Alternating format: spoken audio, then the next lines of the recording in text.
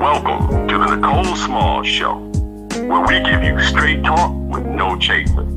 Here, we discuss issues from the White House to your house.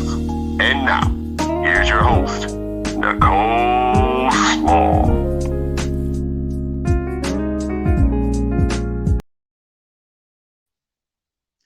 Good morning. Today, let me give you a quick update because I've gotten a lot of inquiries around what is the status of the charter. I noticed it's been like a merry-go-round or a roller coaster ride. So as of Thursday, I can't even keep up anymore. So Thursday, the Court of Appeals ruled the Court of Appeals ruled against keeping the charter on the ballot. It was once again only Judge Karen Ford Hood supported the proposal staying on the ballot. Unfortunately, again, the other two judges opposed it staying on the ballot. So then we filed an appeal to the Supreme Court. Friday morning, the Supreme Court reinstated another stay for Proposal P, which means that it will stay on the ballot.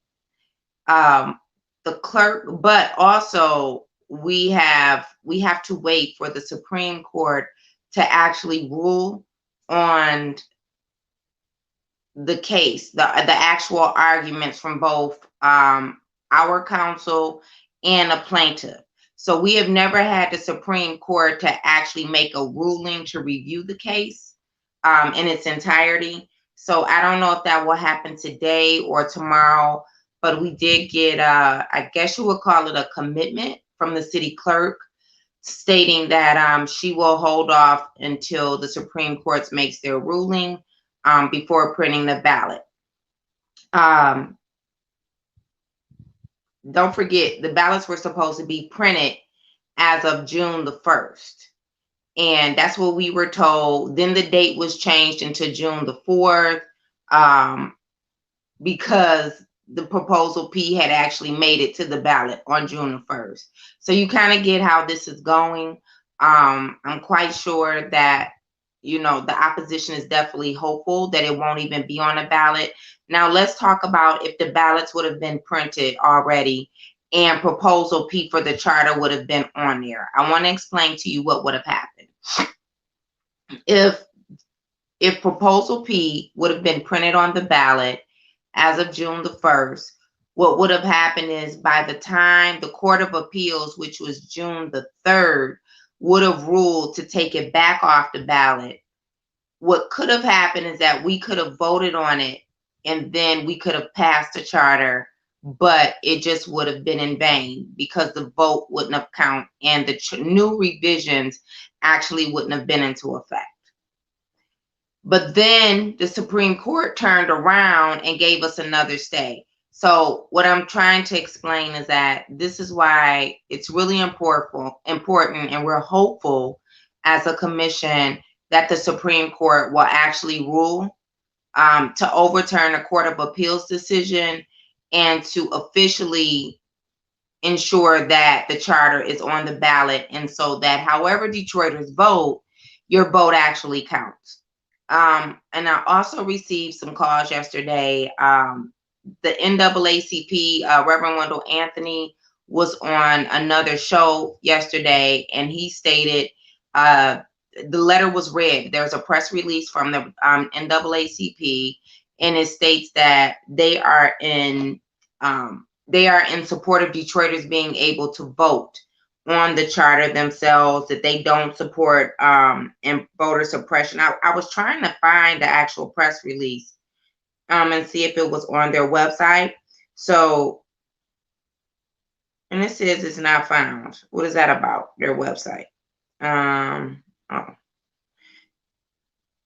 Okay, so within this press release, again, press statement, here it is. Let me read it to you. The NAACP has long since its inception believed in the fundamental right to vote. It's one of the It's one of the pillars on which the organization stands. In that spirit, the Detroit NAACP must oppose any attempt which may directly or indirectly impede, negate, or eliminate the right of the people to cast their vote and exercise their constitutional rights. After nearly 3 years and hundreds of proposed revisions, the Charter Commission has completed its work. The Wayne County Clerk recently ruled that the question of the revision of the Wayne County Circuit Court, has recently ruled that the decision of the Detroit City Charter cannot be properly placed on the August 3rd ballot due to the governor's non-approval of the ballot measure. The matter is now before the Michigan Court of Appeals, pending a possible final decision of the Michigan Supreme Court. We are aware that there are certain provisions included in the charter which raise questions of legality. Our support of the right to vote is to be distinguished from any support for or lack thereof of the merits of the proposed charter revisions. We believe that the people of Detroit should have the opportunity to vote on the proposed revisions or maintain the current status of the Detroit Charter. Let me tell you what problem that I have with this statement. This was written on June the 3rd, which was last Thursday. First of all, there aren't any legality issues because we amended them. That's number one. Number two, there was a statement made by Reverend Wendell Anthony yesterday on that show that we are implementing residency and that's a state issue. We never implemented residency into the city charter. We have been emphatic about conveying to the public over and over again, despite the number of proposals that we received from you Detroiters stating that you wanted residency reinstated, that we cannot do it because that lies under the power of the state legislature. We cannot do it. We have always been clear with the public that we understand it. Heck, some of us even support it, like me. But we knew that that was not within our power. And so residency is not in the charter. And this is the problem that I have with people speaking about the charter who obviously have not read it. And I don't know, and I'm quite sure it's somebody, who works with the NAACP, maybe who is conveying this false information, but that is not true. The only thing that we addressed with residency was the fact that if you are applying for a job with the city of Detroit, you will get additional points on your application depending upon the number of years you've been a resident in the city of Detroit. That's it. Hello, that process already exists. See, that's the part that just really ticks me off about people misleading the public. That already exists. The only thing that we did was change the sliding scale for the number of points you would get. We never said you had to be a resident of the city of Detroit, so that is not true.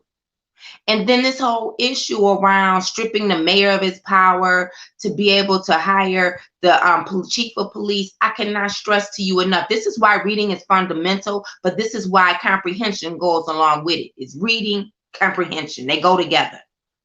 What we said was we made it more formal. Currently, right now, in the charter that we operate under, there is a national search firm who identifies the chief of police.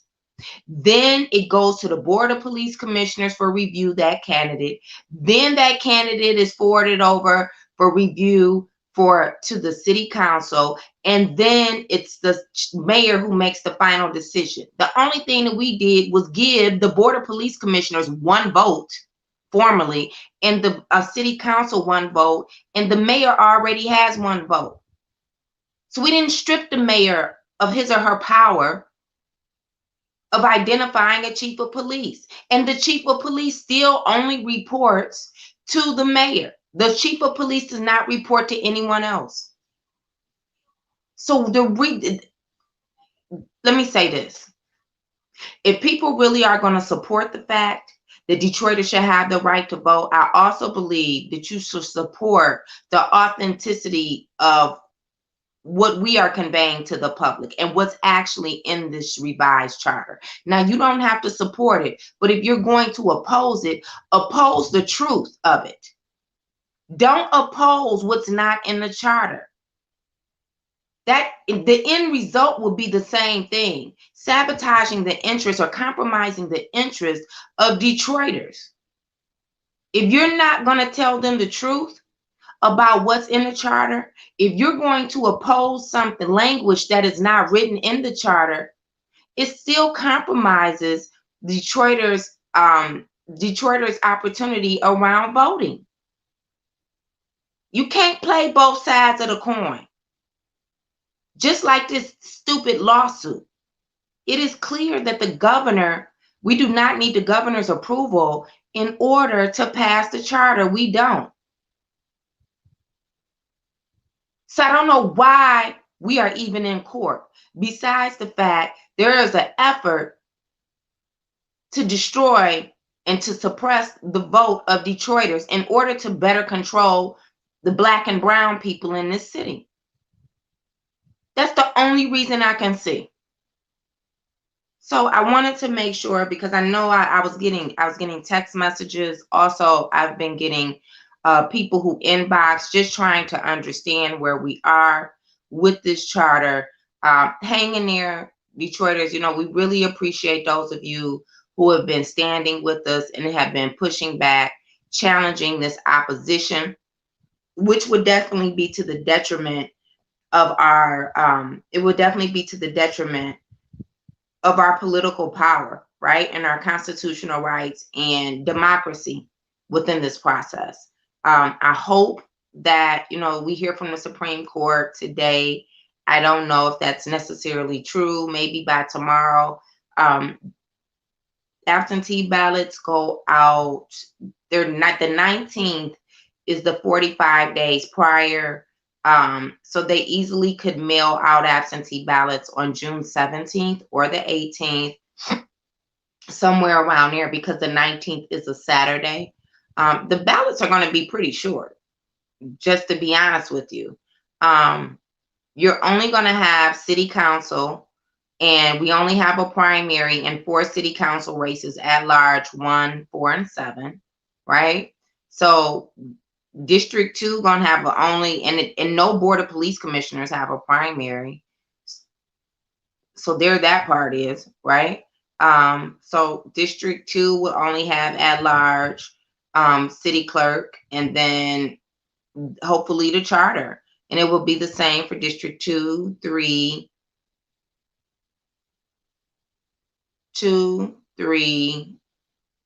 5. Okay, 2, 3, 5, and 6. They only have 3 things on the ballot: at large, clerk, and mayor. Oh, 4, and hopefully the charter. That's going to be a real short ballot. Everything could go on the front page. We don't even need the back of a ballot this time. But really the same thing for the other districts, 1, 4, and 7. They could put everything on the front page. So I don't see this really being an issue if we don't hear from the Supreme Court until, I don't know, whatever day this week. I believe the ballots can still be printed. But it is good to hear that the clerk said that she will hold off on printing a ballot until a ruling is given by the Supreme Court. So cross your fingers. Again, in order for us to have been granted a stay, all of the justices, excuse me, supported giving us a stay, again, which means that the question remains on the ballot, the charter remains on the ballot, all except for 1. So our odds are a lot more favorable that we will have a decision by the Supreme Court that will support the charter staying on the ballot. I believe, have more faith, let me say that, in the Supreme Court being able to understand how explicitly clear the language is in the state statute, saying that we do not require a governor's approval in order to put it on a ballot. And the governor has even stated it in the letter that she submitted to us opposing it. These questions about all of these legal issues, those of you who actually follow the process and are not going along and just listening to what a third party tells you, you will know that we had more than a 4.5-hour meeting a couple of weeks ago to go through every objection of the governor, and there were not a long list of legal deficiencies. Again, I can't stress that enough. Actually, I just feel sorry for Detroiters. The fact that, this is so insulting that people will go to such great lengths to undermine our intelligence and act it as if we don't read and understand. And I don't care if you were a person who falls into the category of, the high illiteracy rate that we have in this city. Bull crap when you see it. The fact that you have people in our community suing to get this off of the charter after the mayor has fought us for well over a year to try to defund this charter and everything, exactly what this is. So that's all that I can say. Let's move on and talk about what's going on politically. So we had an incident break out in Greektown this weekend, and boy, was that a brawl. Let me say that. So I'm trying to see if it'll tell you, it was a massive brawl. I was just trying to see if they tell us how many people were actually arrested. So I guess it was two different groups that were fighting and going against each other. They say it was several arrests that were made. I did see the video footage. I'm quite sure most of you did as well. And the officers were scrapping in the streets too, right? Because the people were, when they were trying to break up the fight, it looks like I could see like a young girl jumping on top of the officers, trying to pull them off of somebody else. It looked like a couple of officers had tackled. I don't know if it was one or two persons down on the ground, but it was out of control. Now, I will say that it was definitely out of control. And I don't know. I can't say whether or not this incident was actually staged. If they said that they were going to meet up out there or meet up over there in Greektown to settle whatever differences they had, or did this just spark from something stupid probably, and then a whole brawl broke out. But you know what? I'm going to just say this. In the age of 2021, like, these folks need to be careful. You really need to be careful. You already know that we have an issue with some police officers abusing their power and being out of control. You don't want to find yourself sparking an incident and being on the other side of it. And also, you got a big massive brawl. It's not going to be a nice, neat way to clean that up. So I don't know what really started it. They're just saying that these altercations have been escalating between separate large groups of citizens, and then they began to assault the officers. It looked like that in the video, but again, the video was a short clip, but it clearly looked like they were assaulting the officers and fighting back. But it was just so many people. I don't know how they even thought that they were control this. They were in the middle of the street. They were on the sidewalk. And, I know we've been cooped up for quite some time. Some of us who were really quarantining when we were supposed to. Some of them may follow the rules since they implemented them, but that's neither here nor there. But this is not what we need. We do not need large groups of people fighting in the middle of the street. It's just not going to end well. And we don't even need that against each other. And then if it's not that, then you got the people doing donuts in the middle of the street. Let me tell you something. I don't want to hear nothing about the reason why they speeding up and down the street and doing donuts in the middle of the street at all times of the night, okay? Where people can't even let their children go and play out in the front. When I was out canvassing on Outer Drive, me and this lady had a long conversation. She has 3 kids, but I think her oldest was 14. And she's at an intersection, a busy intersection on Outer Drive. And we were just having a conversation about how, like, this is just really ignorant. And she talked about how they do donuts almost every other day right there at that intersection. So she don't let her kids go and play out front. Now, mind you, if it wasn't for that, it's enough space where it's not the speed limit might be 30 miles an hour right there. So it's not like they live at an intersection where people are supposed to be driving fast or anything, but this mess needs to stop. It's just totally out of control. You hear this mess all times of the night. Those little mini bikes, I can't stand that noise. I cannot. It's the most irritating thing all night long. They just zooming up and down the street. And they do it intentionally. And you know, this is the part that kills me. You make that noise to irritate and to frustrate the residents. 2, 3 o'clock in the morning. Don't nobody want to hear that. And you doing donuts in front of people's houses. And then one man on how to drive. Let me tell you, y'all know we could get creative in the city. But you should see these barriers that he have to put up on the curb. Because a car always flipping, going into his yard. So you gonna tell me somebody doesn't even have the right to take care of their yard and not have to worry about a car always jumping the curb because it's speeding? It's, first of all, you going around a curve, number one. The speed limit, I know right there at that curve, is only about 25 miles an hour. But you're going to go zooming around there. And you can tell where as soon as he said, you see this stuff I have put up here? I said, it's because cars jumping the curb. He said, yeah. He said, all the time.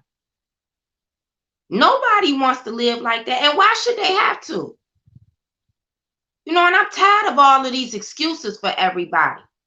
Yes, we have an issue with the police department, but we also have an issue amongst each other. And those of you buying these kids, these challengers and all of that, first of all, you know they can't even handle that kind of horsepower. And they going out here and they speeding like a fool all the time, up and down the street. And I agree with what Kenny said one day. He showed me, I was over there dropping some literature off. It don't stop them. Some of them still, and in the same type of vehicle, just gonna speed over the speed bump. But I do believe the speed bumps, for the most part, those of them who understand what it's gonna do to your car when you speeding over them speed bumps, they will slow down. But who wanna have speed bumps up and down every street? But I'm showing up about to petition to get some on mine. But who wanna have speed bumps up and down every street? This is ridiculous. But I say all of that to say, public safety and the police department especially take up the majority of our general budget. They have received numerous increases in that particular aspect of the budget. And we have the highest rate of crime. It keeps going up. I thought safety was supposed to go up the more resources that you give someone. So what is Mayor Duggan doing? What is he doing? You don't even see him come out when we have babies being killed and murder. We have an issue with gun violence. So explain this to me.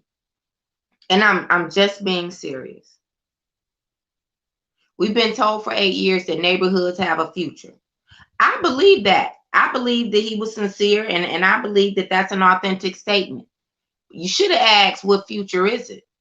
The future seems to be less of us and more of others moving in and getting a lot of these houses. See, that's the question. What's the future? Because the future definitely doesn't seem to include sustainable communities, safer neighborhoods for our communities. Because if it did, and you know my whole pitch, before you put in bike lanes and people can drive cars down, you would have repaired sidewalks. You would have given us real adequate lighting. You would have trimmed some of these trees instead of them hanging over down into the street. You know, that's a safety issue too, to where kids coming up and down the street, they can't see people hiding. And you definitely need better lighting, right? So why would you keep re-electing someone who has not done a good job? The whole resurgence has been to revitalize downtown in very small, affluent pockets of the city. Meanwhile, the rest of us just are out here existing, and we have to make it happen by the means that we have at our disposal. So crime is at an all-time high, right? with an abundance of money. Then you have police officers at a high rate downtown, right? You don't see them in the neighborhoods like you used to.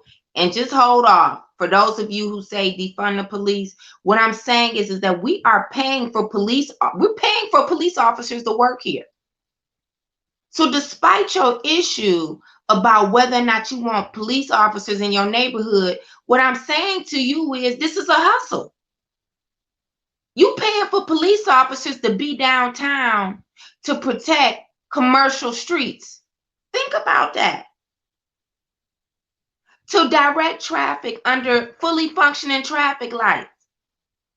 Let's just look at the business aspect of that. That's not a good way to spend our money. So we have a mayor who's coming back to you for a third term, telling you all of these great things that he's done around COVID. So, I really want to talk about this whole COVID thing. Has he really done a good job? Remember how we started? It's the same way we ended. Remember when he started off with that testing? What did he do?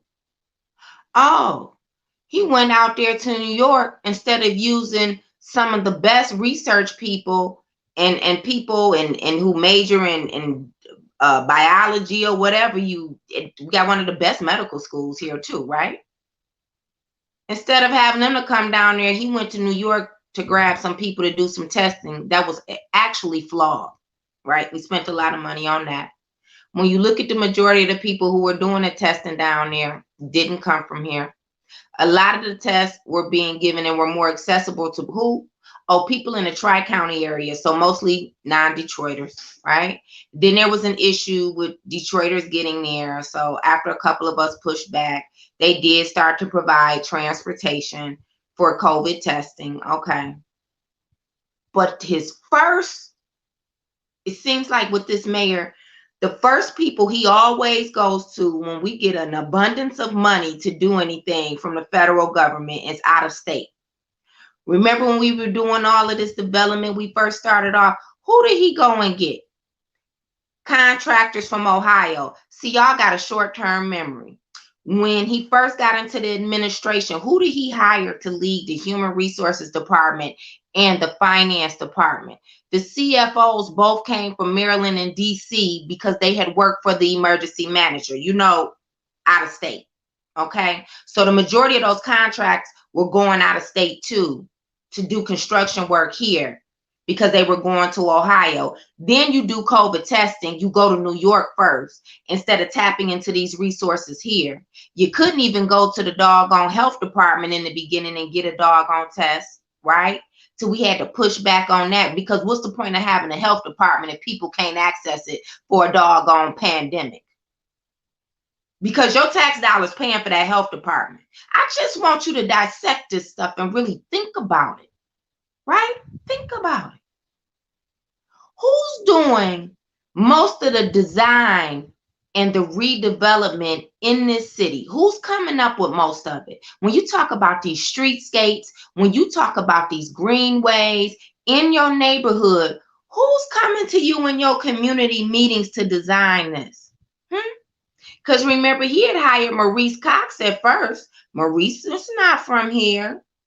But what about these consultants who keep coming to your neighborhood community meetings and you got district managers feeding you all of this bull about, we want you to be engaged. What do you want your community to look like? Huh? Would you like this? Would you like that? And they give you all these pretty pictures. Do you know where most of those consultants come from?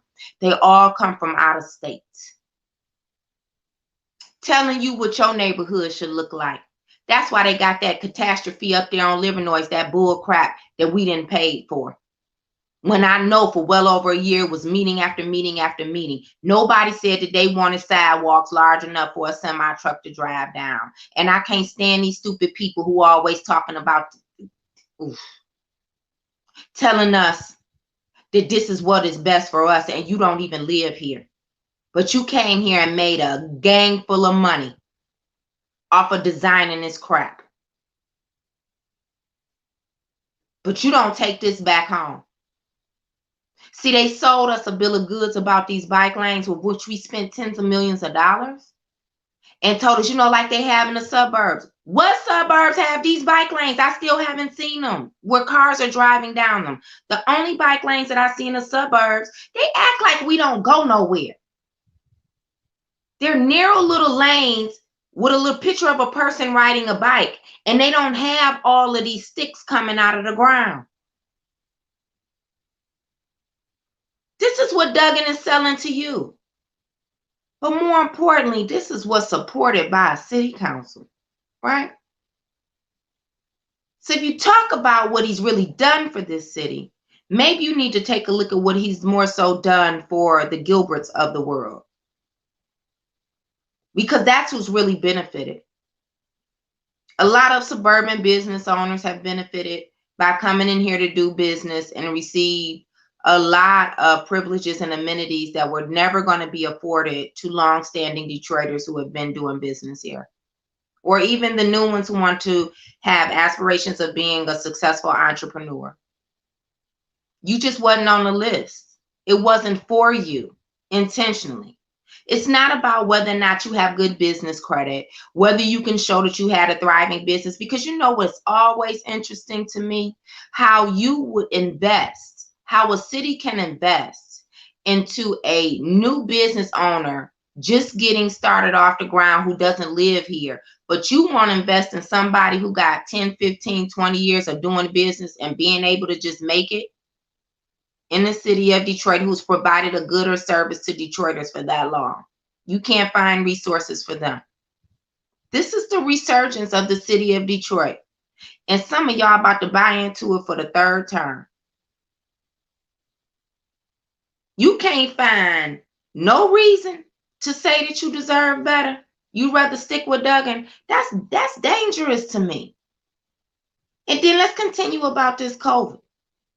And then remember when they created that whole hospital? You probably don't remember down in Cobo, because I promise you, as soon as they set up the beds and everything, it was taken right back down. We wasted money on that. You know why?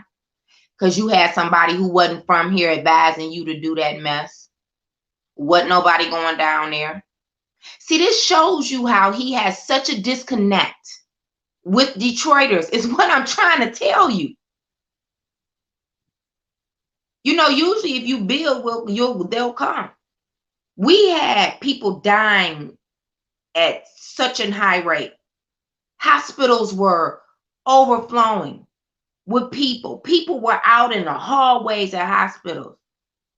Yet that little mini hospital that you tried to build at Cobo, that was like a flash in the night. That was the money that was sent here too. And he spent it on that. So then we turned TCF, Cobo Hall, into what? A place for vaccinations. You know what? Interesting how it wasn't until we started exposing how the majority of people coming down there didn't even live here and surely didn't look like the majority of Detroiters. What about that? You think that the majority, this is the part that killed me. There needs to be some atonement around here. Because if you think that you're going to get a majority of Black and brown people to come to take a vaccination that's being pushed, that first of all, it's already new, okay? It is new. But that's being pushed and promoted by a man who has dismantled every entity that he has left. Wayne County, then he went to DMC. Don't you remember what happened at DMC? He knew that they was operating with them dirty surgical instruments, right? That same man. The same man who cutting off water and said that it wasn't a hepatitis A epidemic. And I'm not telling you to not go take it. What I'm saying is that you just throw that in front of our faces and you wonder why you didn't have an overwhelming response of Detroiters to go and take the vaccination here. That's a valid point. But you really didn't want us to. Because only come to find out It was a lot of your suburban friends who was ushering their people down here to come and get the vaccination. But the money that you received to issue that vaccine was based on the number of Detroiters. And then you didn't hardly have any black people down there giving out the vaccine. And then they got a lot more, right? And then you know what I hear happen?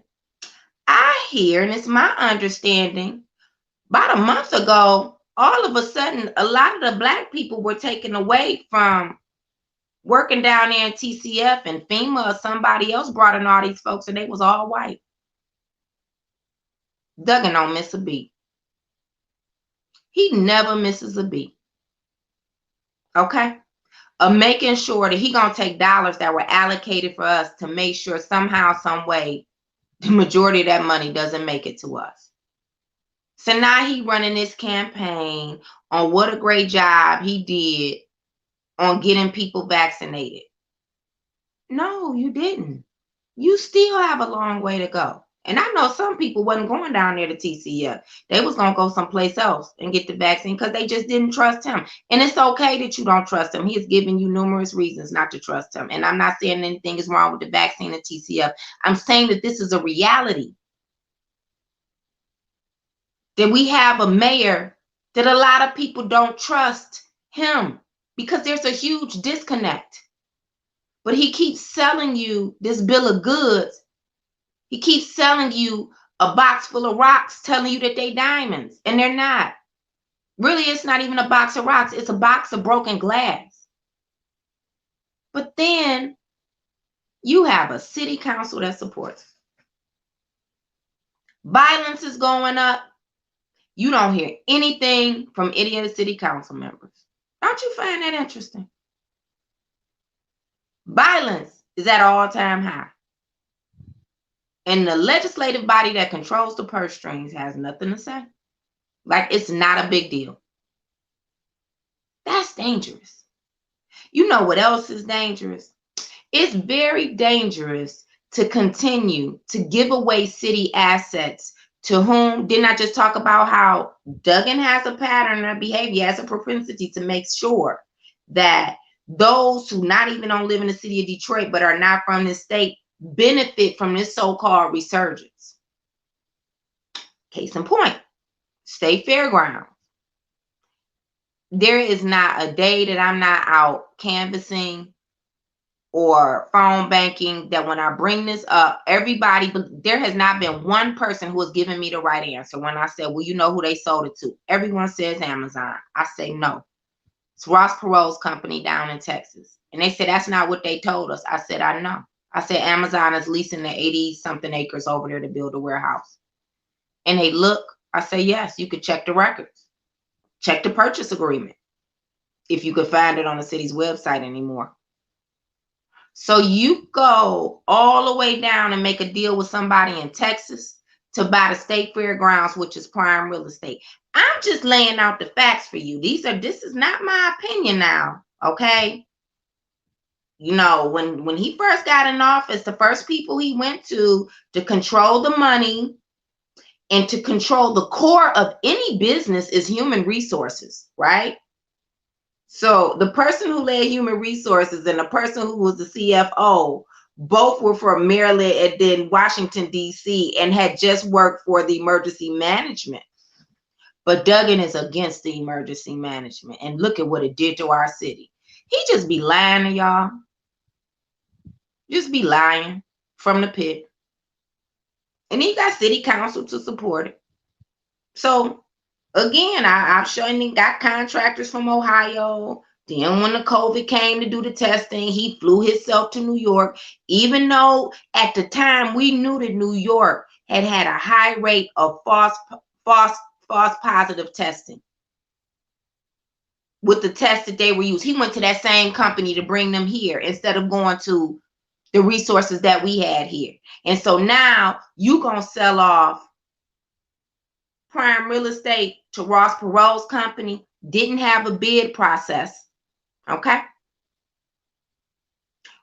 There was a TRO that was filed, and it was supported temporarily, right, to stop the sale of that particular property. But eventually, they went ahead and did it. I'm asking them, why can't you at least allow some of the remaining acres to go to who? Detroit developers. You could have got together, excuse me, a group of Detroit developers and allowed them to get 15 or 20 acres. That wasn't an option. That wasn't an option. Now, to add insult to injury, because I'm not even going to get into all of these properties on the doggone land bank that they keep selling to whom? Not the Detroiters who are calling because they've been maintaining a lot of these empty lots, or the grounds around these abandoned homes. You won't let them purchase. You sell it to who? Out-of-state investors, like the man who purchased Herman Kiefer and then doubled down and gave him another 300 parcels for pennies on a dollar. Go figure. And that's not the only development and property that the city is continuously handing over to out-of-state investors. So now we have the Broadhead building right there on Jefferson. As soon as you pass the bridge coming from Belle Isle, it sits on the same side of the street. $300,000 you're going to sell to the parade company. And you know what city council said? Oh, it had a hole in the roof and it's been sitting there for 15 years. Everything gonna sit there for 15 years when you don't allow people to have access to get it. And then this is the part I love. Well, do they have the capital? I don't know. Do they have the capital? Have you spoken with them? You can't even get a house down there for $300,000. Go on over there. Those houses over there by the Manugian Mansion. See if you could get one for $300,000. Think about that. So we're going to give this away to the parade company. This is what I'm saying about this city council. The majority, what is your purpose here? It's definitely not to serve the best interest of Detroiters, because you don't care. You don't care. You going to tell me that we don't have enough Black investors or Detroit investors in this city to buy a building for $300,000, and you want to tell me how the parade company going to invest $8 million? What the hell is $8 million when they got that building for $300,000? Do you know how big the whole front building sits off of Jefferson? The whole back end is literally all riverfront property. All riverfront property. The whole back end of the Broadhead building is all riverfront property. It's the first building after the Belle Isle Bridge. That is prime location. We have nobody at the table to say, hey, don't y'all think we should put this out here at least for 30 days to see if we can get some Detroit-based contractors to bring us a proposal where we can at least compare it? Come on now. Come on. Oh, I didn't turn the ringer off. I guess we have a caller. Hold on. Just think about what that is doing. Oh, here. Just think about what that is doing to our city. And what is that saying? You wonder why kids don't want to stay here. The young people who are graduating, it is clear to them that there is not an opportunity here for them. And y'all should see it too as the adults. They see it. We're going to allow them to sell that property to the parade company. Let me tell you what we could have done to that property. Then we're going to take this caller. Think about it. Not only, we could have had some recreational activities in there. We also could have had some office space, like maybe some conference spaces. But more importantly, you could have took that whole back end, the big room, and you could have rented that out for weddings, some other type of events and parties. Hey, the Grand Prix comes here all the time, right? You gonna tell me you could have made all of your money back in a blink of an eye. Even the money that it takes to rehab that building with a hole in the roof. Hell, we got a bunch of doggone Detroiters been living around here for more than 10 years with a hole in their roof. So you gonna sell this house for you gonna sell this building for $300,000 to a parade company? Think about how insulting that is. Think about the money that could have been made if they would have allowed Detroit developers to come and get that property for that money. You easily can generate the capital to rehab it. And you would have made your money back. But again, I'm saying the Grand Prix comes down there and runs amok because most of the people in Indian Village, I know they can't stand it. You would have made your money off of events like that because you know they would have held black tie affairs there. But more importantly, people would have been knocking down doors to rent that space again for weddings, for corporate events, holiday parties, baby showers. You could have had little mini concerts in there, everything. You would have made your money back. Look, I'm not a developer, all right?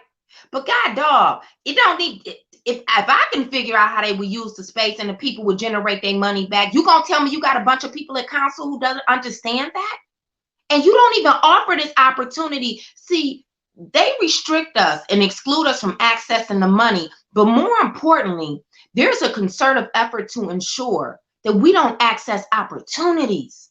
And that's what's killing us, is not being able to access these opportunities. Let's take our caller. Good morning. Good morning.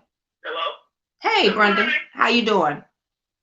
Good. I couldn't said what you just said on several topics better than you said it. My issue is, and I'll just talk about Broadhead Armory right now. There was a group of black investors offering $1 million, and they went with the parade company. I know this. You know what? That should have not been sold for $100 million. Do you know? I forgot. Do you remember when Derek Coleman tried to get it too? But that's when Bing was in office. I forgot about that. But you're right about that group of investors who offered $1 million. You're absolutely right. I'm talking about right now. No, I know. I'm company put in that 300,000 bid. Another group of investors put in $1 million. I agree. No, what I'm saying is that one of the city council representatives' points is that it has been sitting vacant for 15 years. And I had to remember that Derek Coleman had tried to get that building years ago when Bing was in office. So I know it has been others. Yeah. Right. So there is some kind of skullduggery going on that they were going to give that to the parade company. Is it because of their donations to Duggan's campaign? You know? Because they do contribute to his campaigns, the parade company does. Is that why? And this is the reason that I call. First of all, every other candidate should be saying what you're saying. Where are they? Crime is at an all-time high. Nothing from these other candidates. I'm talking about across the board. We got a clerk talking about Palestine. What kind of crazy is that? Yeah.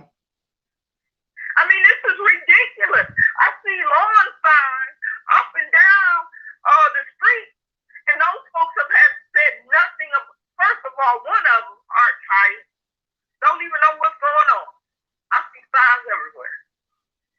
He couldn't even answer a question properly. He had no idea. I mean, this crap is ridiculous. But your listener, it's not enough to allow you to preach to the choir, because that's who's listening, and then, those who trying to tell Duggan what you're doing, what you're saying. But you all got a job. We cannot win with the choir. Yeah, the silence is killing us. Not at the voting booth. Now, y'all ran out there to vote for the white man, Joe Biden. Use that same energy to vote for people that are for this city in this election. We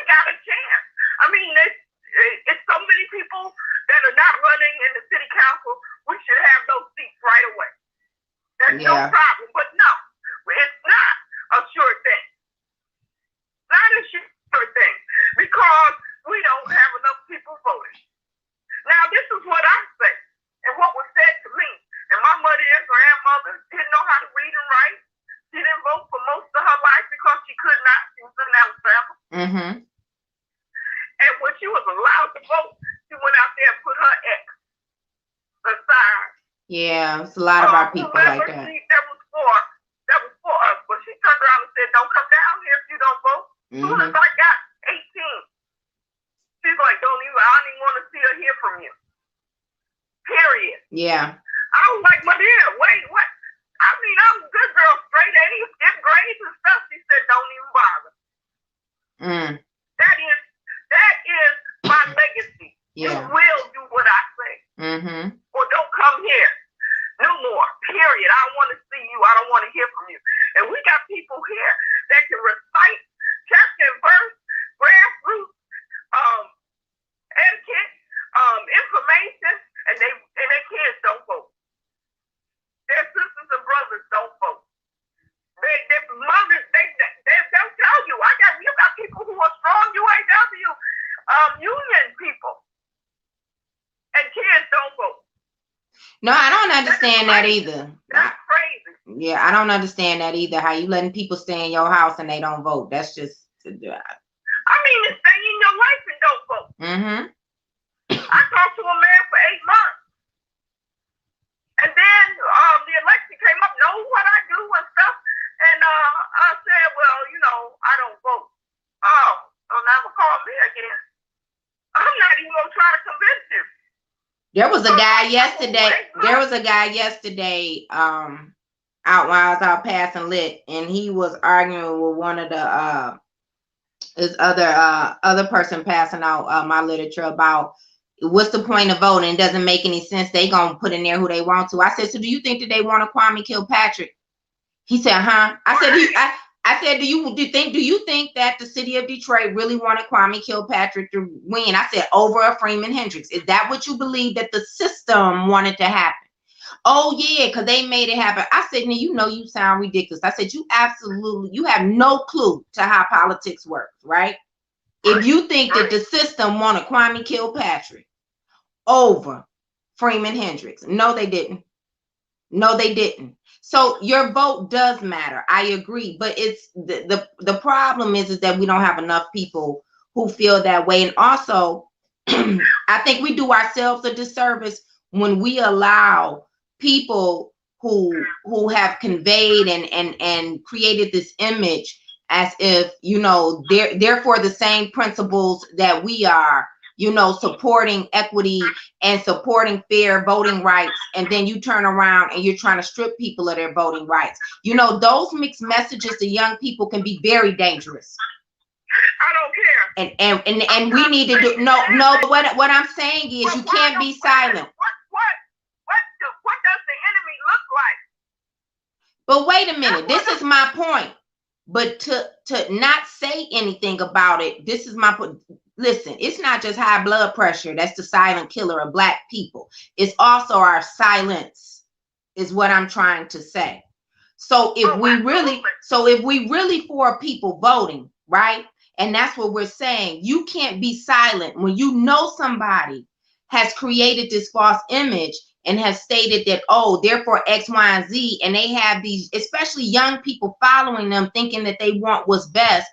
It's our responsibility to expose that this is not what they're really doing. That's what I'm saying to you. I mean, we wouldn't have a job if that didn't happen.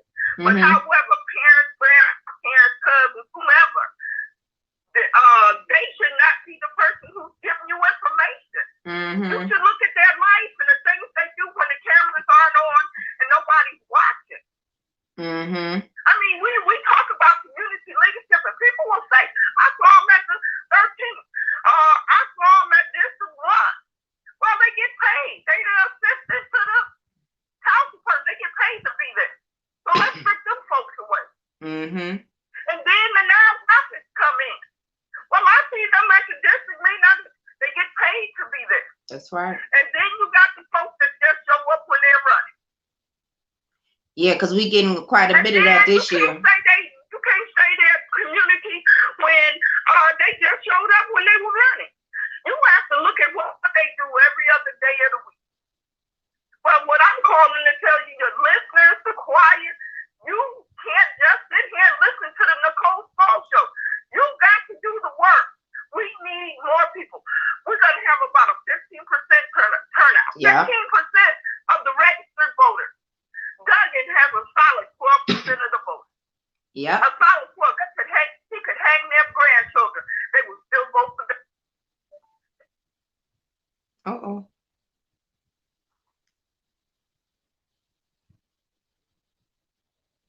So that if Dennis Winfrey try to pull something, then we got more votes than he can handle. Yeah. And the only way to do that is to make sure our people, families, and friends turn out and vote.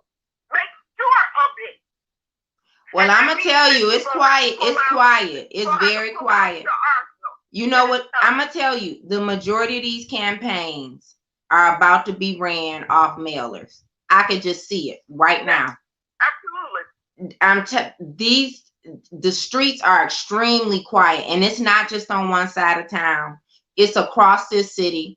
But we've already said over and over again, this was by design. I'm telling you, with Duggan, don't you see how he gets more and more strategic every election year, Duggan? And so now we don't hardly have any primaries. So those incumbents aren't really saying anything to their constituents.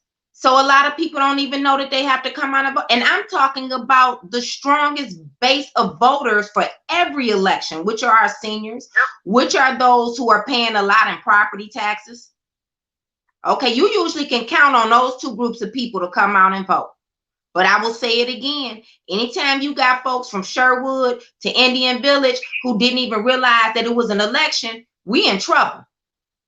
That's right. We in trouble. Anytime you got people in the senior homes saying, oh, you running this year? Well, when is the election? We in trouble. Right. Seniors are always the first ones to know, especially in those senior buildings, because there are so many of them in there. Anytime they don't know that it's an election and they don't know when, oh, well, who else gonna be on there? It's city council and the mayor? Oh, yeah. Now, you know, that election, they definitely turning out for. They gonna turn out if it was just only a proposal on there and it was a special election in March. The seniors are gonna vote. But they don't even know. Well, we don't have a Jewel Ware out there doing it, even though she was mostly for the other side. But we don't have a Jewel Ware who would come through the senior buildings and inform them that this is how you're gonna vote. Yeah. But no, to even inform them, but even to inform them that they need to vote. Just get a pen or I'll text it to you or whatever the case may be. This is who you're voting for. We need a solid 4 people on the city council, and we need 1 at large to make a difference. We need at least 6 police commissioners. We need the clerk. Who here on your show is out there working to make sure they got at least 10 people who don't usually vote to vote? But I hear you. I hear you talk, but wait a minute. But wait, Brenda. But Brenda, if we're talking about strategy, but hold on. If we're talking about strategy, how we gonna get to the people who usually don't vote if we don't have the ones who typically vote to participate in this process? I'm saying this is far different this year. This is far different this year than it has ever been. And so when you have and what Jewel Ware did. Jewel Ware didn't come in there to tell them it was an election. She did come to tell them who to vote for. What I'm saying is they don't even know it's an election. Yeah. We're 50-something days out and they don't know that it's an election. Something is wrong with that. No, I mean, the other side wins. You know how we beat back the $250 million the first demolition. Yeah. Some people came out and cared. They did the work. They showed up and showed out. That's how we win. It's not like we haven't had some wins. We've had some wins. But it wasn't at the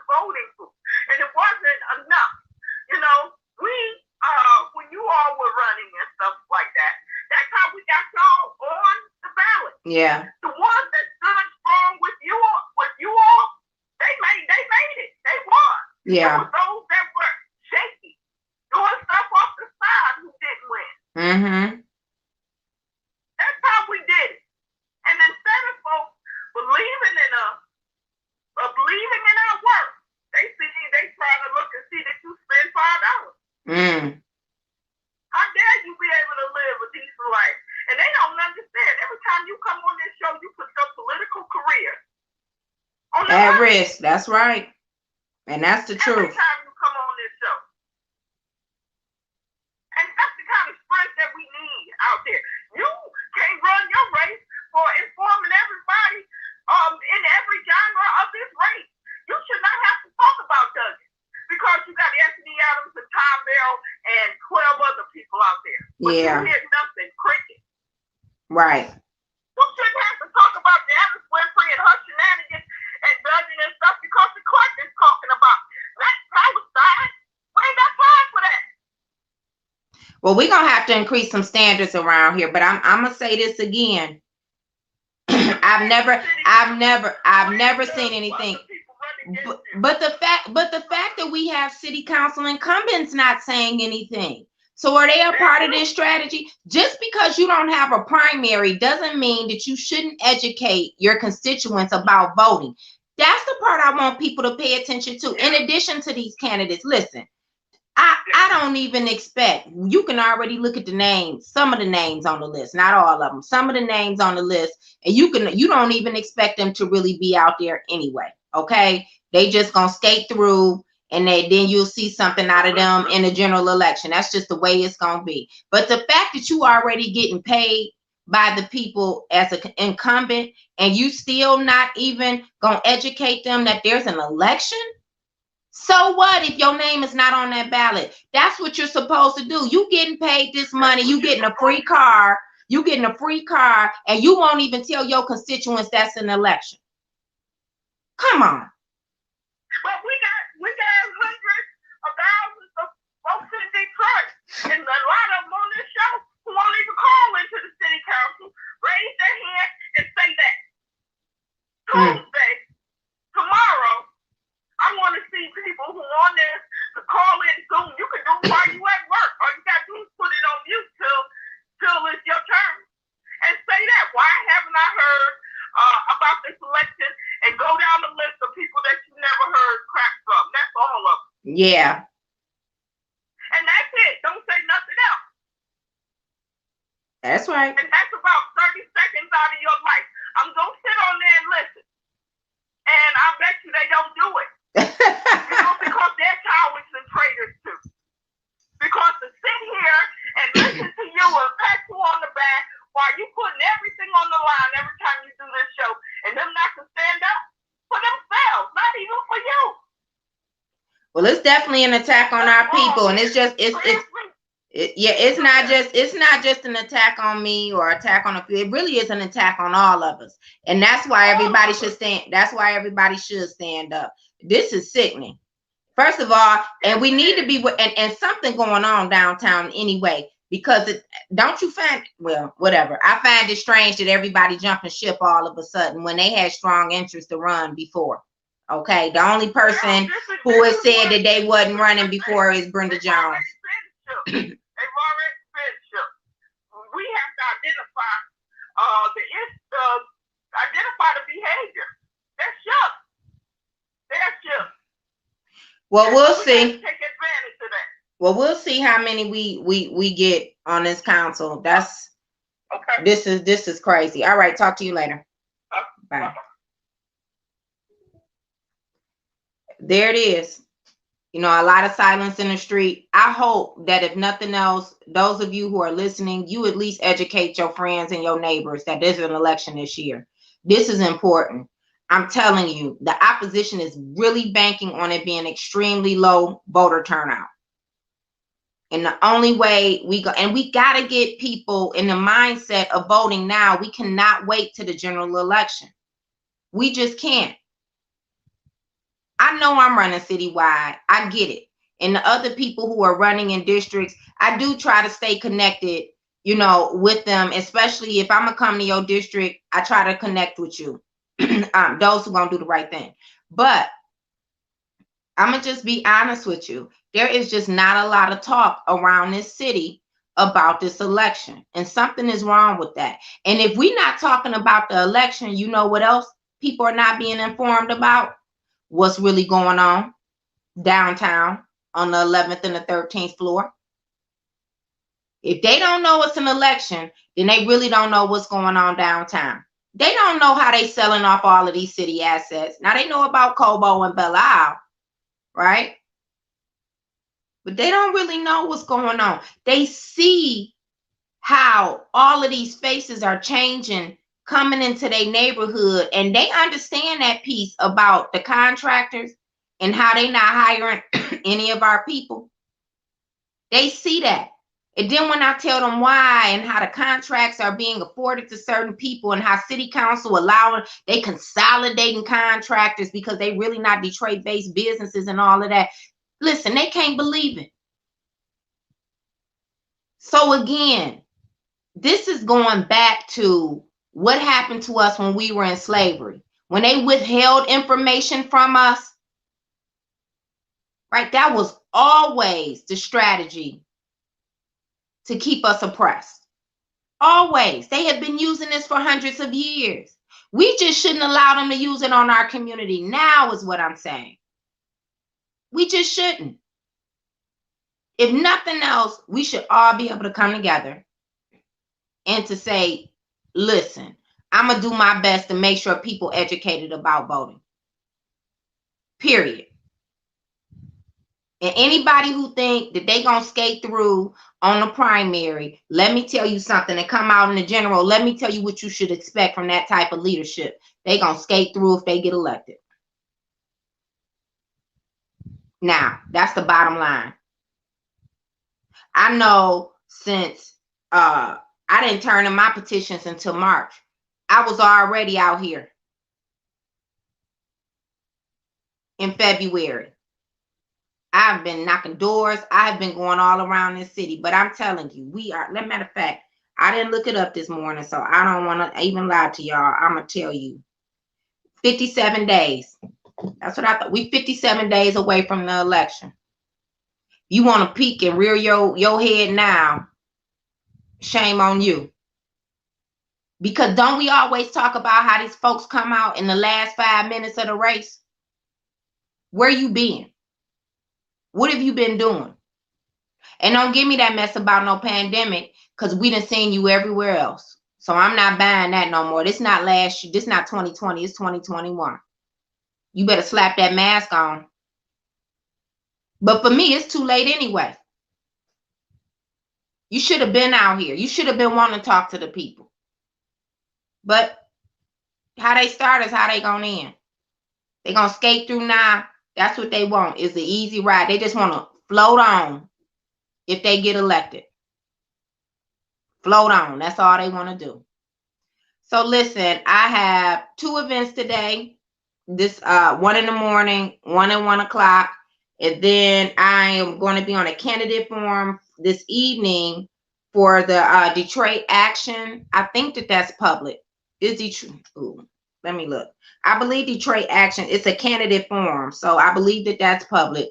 I'll be on there today, and then I have another candidate screening this evening, and tomorrow I will be on ECN Eastside Community Network, but we'll talk. I'll remind you guys of that tomorrow. So they're doing a candidate forum for at large, so I will be on there tomorrow for that candidate forum. And I hope to see y'all there. I know some of you inbox me if you want a yard sign. I did a few on drop-offs on the east side yesterday. So inbox me if you need a yard sign, and we'll get it to you. Thank you all for your support. This week is going to rain most of the day, so we won't be out probably until, I don't know when. I have to look at the weather. Door knocking, but I will see you back here tomorrow. I have to get ready for my 10:30 appointment screening for this campaign, and I will see you here tomorrow at 8 o'clock. Thank you all for your support. Be safe and have a great day. Bye.